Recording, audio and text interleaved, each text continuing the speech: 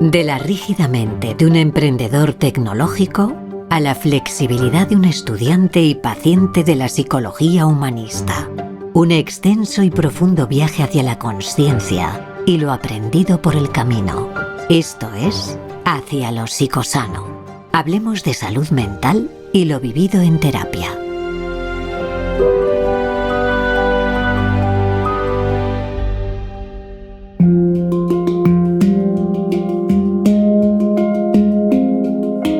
Hola a todas y todos y bienvenidos. Mi nombre es Adrián Santos y hoy querría que arrancásemos desde donde lo dejamos en el episodio anterior, en el que nos preguntábamos ¿por qué me cuesta tanto decir lo que siento? Y digo yo, pero sabemos cómo nos sentimos. Porque claro, ¿cómo voy a decir lo que siento si muchas veces ni siquiera yo lo tengo claro? No sé a ti, pero a mí me pasa, O sea, que bueno, que sí, que a veces como que me quedo en blanco, ¿no? Como que saber lo que me pasa... no poder ponerle nombre, no saber si lo que tengo es enfado, tristeza, miedo, simplemente agotamiento o una mezcla de todo. Y esto, que parece una tontería, tiene un impacto gigante, porque si no sé cómo me siento, tampoco sé qué necesito. Y si no sé lo que necesito, no lo puedo cubrir, no lo puedo cuidar, no lo puedo atender.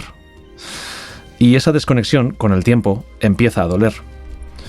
Porque para mí, sentir es orientarse, es cuidarse, es poder tomar decisiones como más alineadas, como más honestas y sobre todo más coherentes conmigo mismo. Así que hoy el viaje va de eso, del primer paso para poder vivir en contacto con uno mismo, que sería el sentir y saber lo que siento.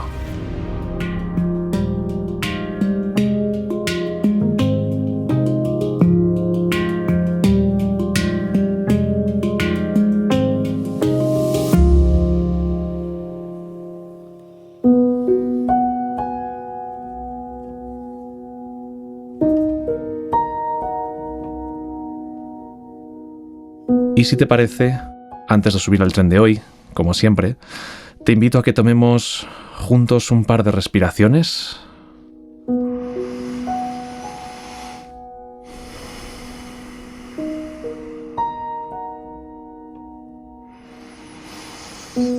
Y comenzamos.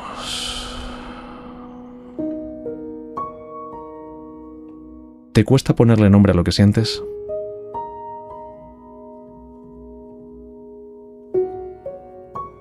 ¿Alguna vez te han preguntado cómo te encuentras y solo te sale decir bien o mal?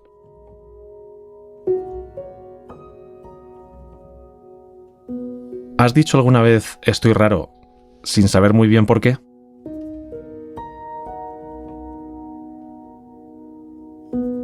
¿Has reaccionado mal y solo después has entendido qué te pasaba?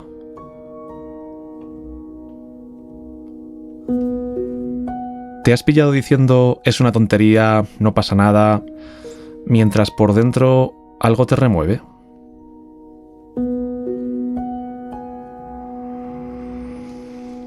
Y poco a poco vamos saliendo de estas preguntas y os invito a que miréis a ver si os ha movido algo, ¿no? ¿Cómo os sentís? Si os parece, desde aquí continuamos.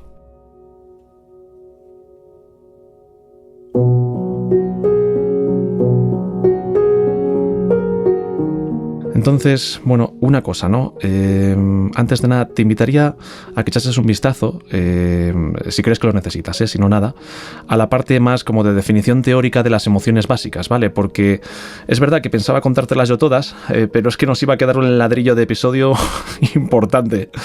Entonces, si te da pereza, he pensado que como alternativa, A mí, por ejemplo, me gusta mucho las dos pelis del revés, de Pixar, y ahí la verdad es que quedan muy bien explicadas todo el tema de las emociones básicas y no tan básicas, algunas de ellas. Así que la idea de conocerlas a fondo es, como para empezar, poder identificarlas, Porque si no sé cómo se llama lo que siento, pues cómo voy a relacionarme con ello, Ya las iremos viendo con más profundidad en otros episodios, pero lo primero sería esto, Como ponerles nombre, poder sentirlas y desde ahí decidir si actuar o no. Quizás te estés preguntando, vale, pero entonces, ¿esto va de identificar lo que siento y ya está? Y joder, ojalá fuese así, pero no. Ahí es donde empieza, ¿no?, digamos, el verdadero laberinto, ¿no? Porque muchas veces, esto nos pasa a casi todos, ¿no? Pues sentimos otra emoción, ¿no? Como una que no toca en ese momento. Una que aprendimos a sentir, ¿no?, en vez de la que de verdad nos dolía. Te pongo un ejemplo, un par de ellos, ¿no? Sería, por ejemplo, sentir rabia cuando en realidad hay tristeza.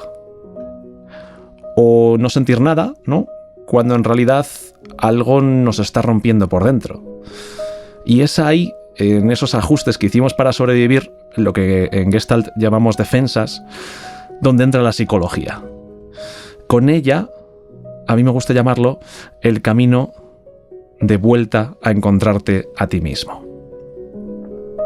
Así que me gustaría, como siempre, confesarte algo de lo que a mí me ha pasado con esto, a ver si te puedes sentir identificado y, desde mi personalidad, se parece a la tuya y te sirve.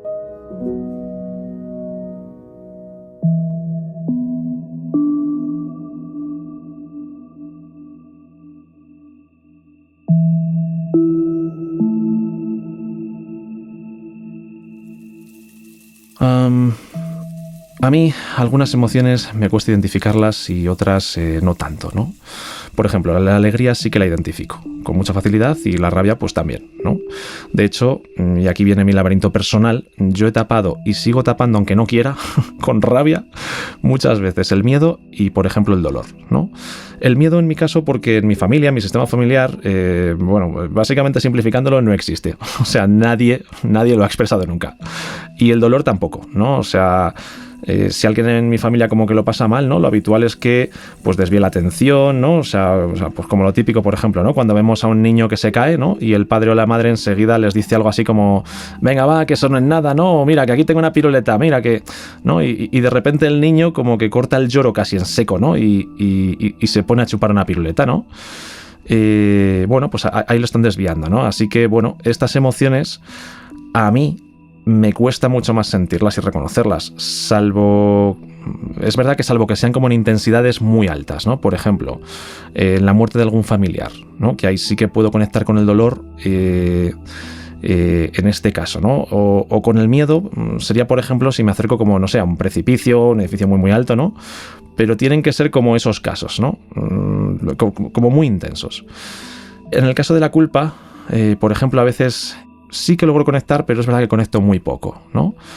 Por ejemplo, en el episodio anterior veíamos, ¿no? En la pareja, ¿no? O con los amigos. La verdad es que si yo me dejo un poco, ¿no? Y me olvido de todo este trabajo terapéutico que venimos haciendo, pues lo automático sería que me iría a enjuiciar solo lo que ha hecho la otra persona. Y me he dado cuenta de que me ha costado mucho, y a veces me sigue costando, mirar lo que he hecho yo, ¿no? Porque me da mucho miedo eso de sentirme el malo, ya que creo que desde ahí, ¿no? El otro se va a ir o la relación se va a romper, o sea, me cuesta mucho confiar que pueda haber hecho algo malo y que el otro se vaya a quedar. Y sí, en un rato te cuento qué estoy haciendo yo aún hoy, ¿no? Para ayudarme a identificar a veces lo que siento y a ver qué te parece a ti. Pero ahora me gustaría pasar, como siempre, a ver qué le ha pasado con esto, ¿no? De saber lo que sentimos, a la invitada de hoy, para, como siempre, darte también otra personalidad, ¿no? Aparte de la mía, con la que quizás puedas identificarte y te sirva. Así que nada.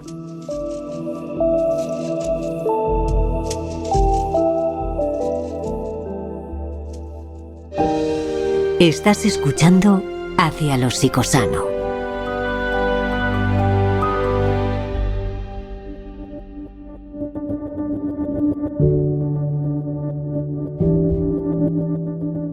En esto de lo que le ha pasado al otro, hoy nos ha venido a visitar otra amiga. Joder, como siempre, la verdad me hace mucha ilusión verlas a todas y estoy muy feliz de que esté con nosotros. Así que nada, paso a presentártela. Buenas tardes, amiga mía, ¿cómo estás? Hola, ¿qué tal, Adri? Pues aquí muy contenta de estar aquí contigo. Sí, a mí me pasa lo mismo, me hace mucha ilusión que vengáis. Y nada, estábamos un poco, ¿no?, con este tema que tenemos hoy del sé cómo me siento. Y bueno, te quería preguntar, a ver si nos puedes compartir, ¿no?, si has, ¿no?, para ti, has sabido siempre cómo te has sentido, has sabido identificar, ¿no?, toda esta parte más emocional o no, o cómo ha sido para ti todo esto del saber cómo te sientes. Me parece una muy buena pregunta porque la verdad que yo a lo largo de mi historia no he sabido cómo me sentía de manera consciente.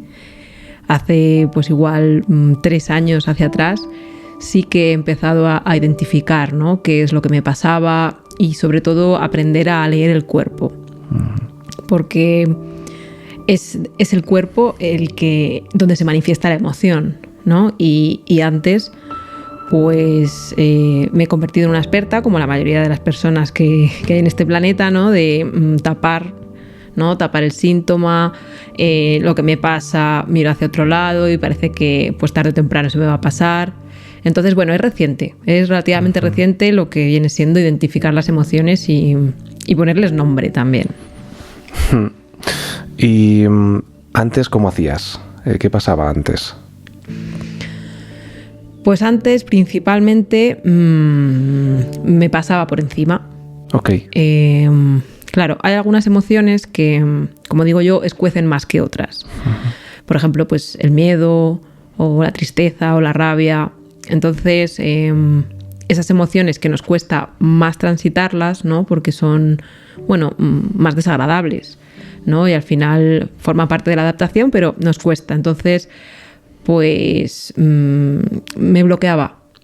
Muchas veces, por ejemplo, en el enfado no conseguía expresar que estaba enfadada y lo que hacía era bloquearme, distanciarme de la gente, o sea, me ponía como varias barreras y eso me generaba mucha frustración porque ni conseguía expresar el enfado y me quedaba con la frustración, ¿no? Entonces había mucho bloqueo a nivel emocional y también físicamente mucha contracción, ¿no? Yo he estado muy tensa mucha parte de mi vida.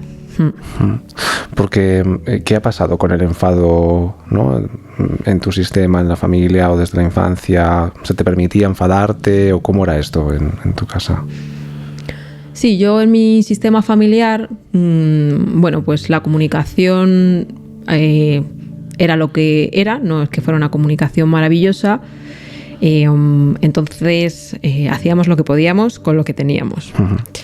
¿Qué pasa? Que, bueno, la emoción del enfado yo sí que la he sentido a lo largo de mi vida, pero no he conseguido manifestarla, ¿vale? Yo me enfadaba bien.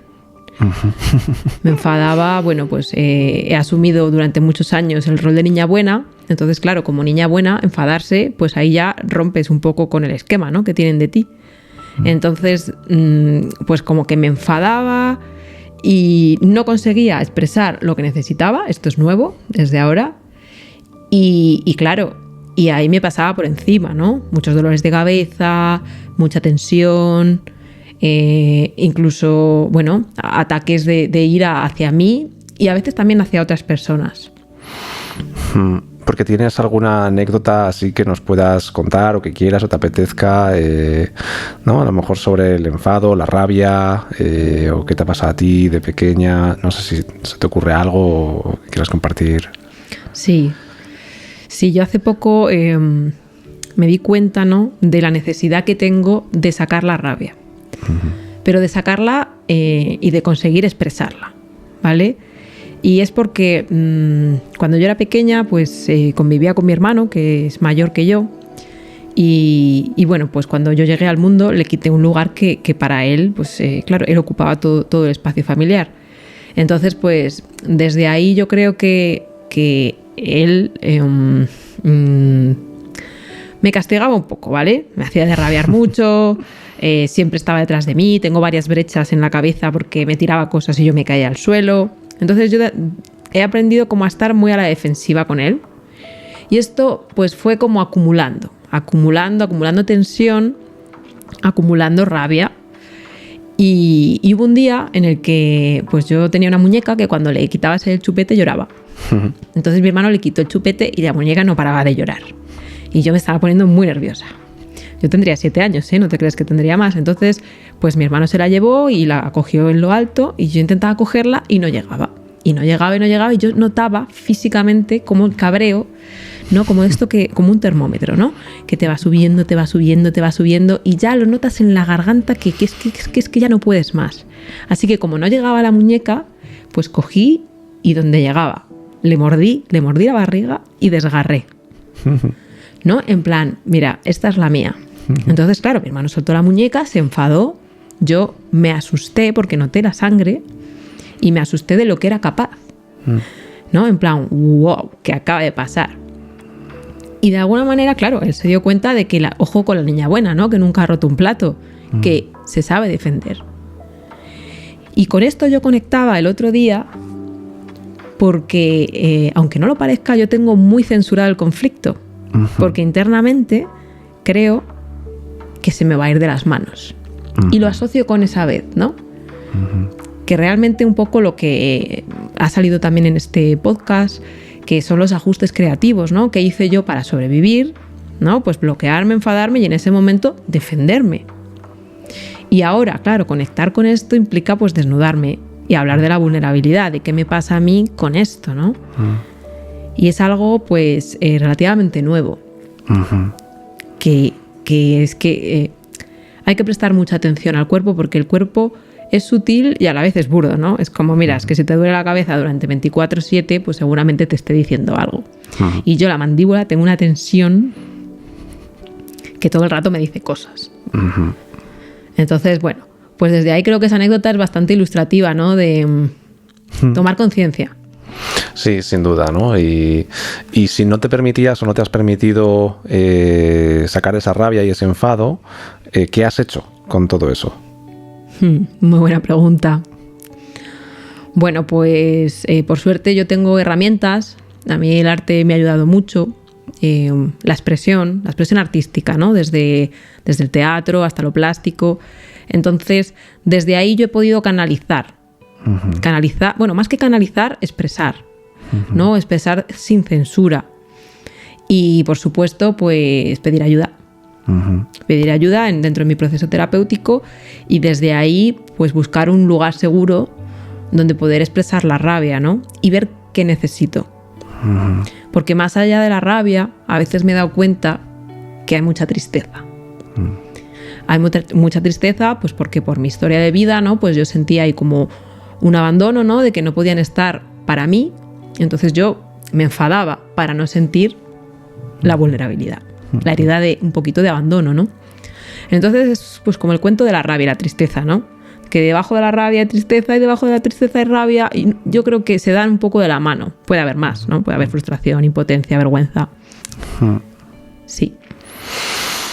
Pues qué interesante, ¿no? Todo esto y cómo, bueno, también yo me siento identificado, ¿no? Y nos va pasando, bueno, cada uno, ¿no? Como que vamos teniendo dificultad para expresar unas emociones u otras y a veces, ¿no? Pues aparecen unas, debajo hay otras y bueno, nada, agradecerte desde aquí todo esto y no sé si nos quieres contar algo más o estás bien así.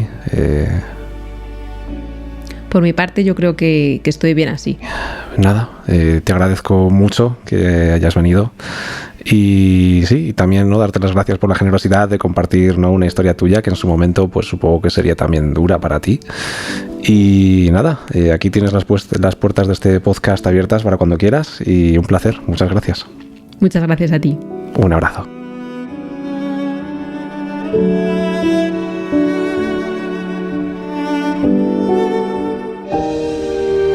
Esto es Hacia lo Psicosano.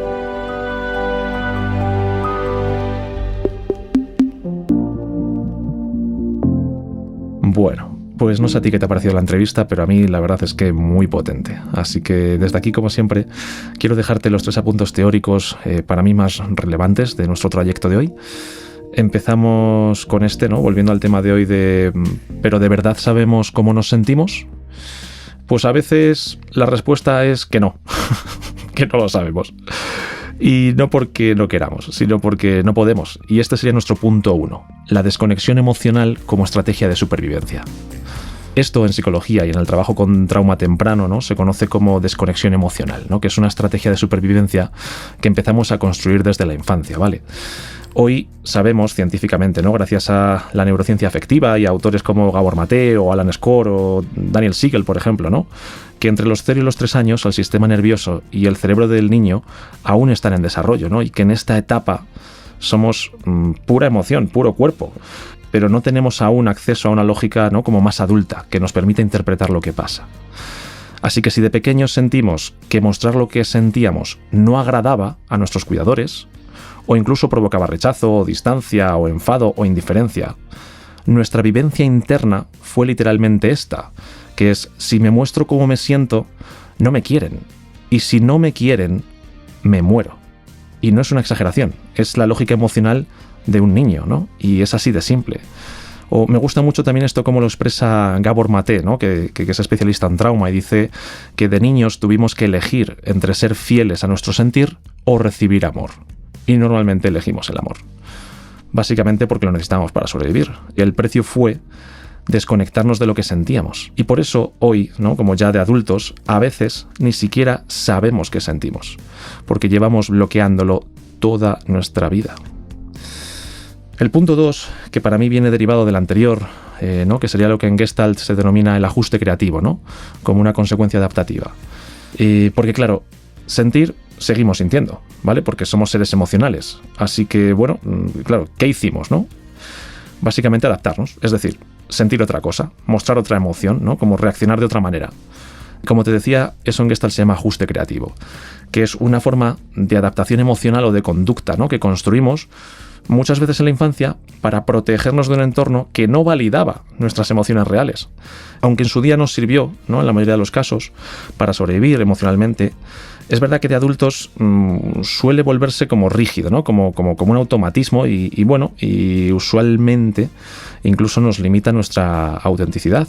Por ejemplo, ¿no? En la entrevista de hoy, esto aparecía clarísimo cuando nuestra invitada hablaba del rol de niña buena, ¿no? De evitar el conflicto, de no expresar la rabia porque no encajaba con la imagen que se esperaba de ella, ¿no? Que de alguna manera los adultos que allí estaban esperaban de ella. De hecho, parece como que aprendió que sentir rabia no era seguro, ¿no? Así que, de alguna manera, su cuerpo, ¿no? Y su sistema emocional encontró otra salida, que fue el bloqueo, ¿no? La tristeza que nos contaba, la culpa, cierta tensión física. Vale, pues ese fue su ajuste creativo. Y el punto 3 sería el cuerpo como vía de acceso a la emoción. En las psicoterapias humanistas se considera que el cuerpo, ¿no? Sabe antes que la mente, ¿no? Que de alguna manera la emoción se manifiesta somáticamente antes de hacerse consciente. Os pongo un ejemplo. En nuestra entrevista también de hoy, ¿no? Ella mencionaba esa tensión muscular, ese dolor de cabeza, ¿no? Como la mandíbula apretada, como señales que con el tiempo ha aprendido ella a escuchar, ¿no? Para saber qué está sintiendo.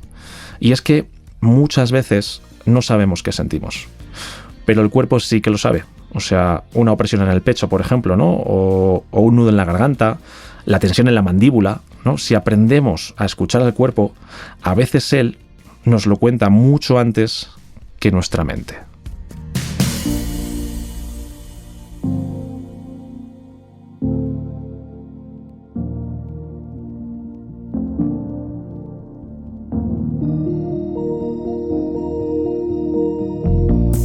En mi caso, cuando no puedo conectar con el dolor o el miedo, usualmente estoy enfadado. Y ahí lo que me ayuda es tratar de soltar ese enfado, pero no contra el otro, ¿vale? Que es lo que creo que hemos aprendido casi todos y yo también. Sino darle salida a esa agresividad, que es la expresión genuina del enfado, como hoy nos decía un poco nuestra invitada, ¿no? Pues gritando, pegando golpes, o sea, ¿no? Pues soltar esa agresividad, pero es verdad que en un entorno controlado. Y muchas veces cuando yo me vacío de todo eso, suele aparecer la emoción que había debajo. Cuando no sé lo que siento, que es el otro tema de hoy, ¿no? Me aparece como cierta ansiedad, cierta prisa por averiguarlo. Yo tiendo un poquito a eso, el obsesivo, ¿no? Y me voy más a la cabeza, ¿no? Como a tratar de pensarlo. E intento, si llevo más de 5 minutos, intento parar de pensar, ¿vale? Porque ya sé que por ahí no es.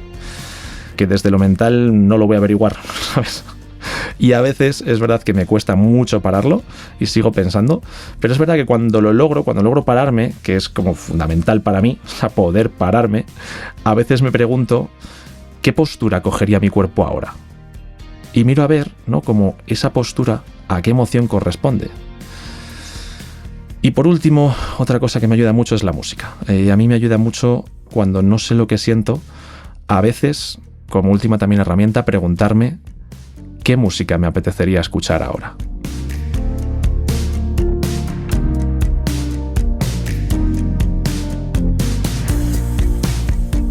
Bueno, pues hasta aquí nuestro episodio de hoy. En el próximo saldremos de otra estación y nos haremos la pregunta: ¿hay algunas partes de ti que estás escondiendo? Y hasta entonces os deseo que paséis muy buenas semanas y os mando un abrazo a todos y a todas.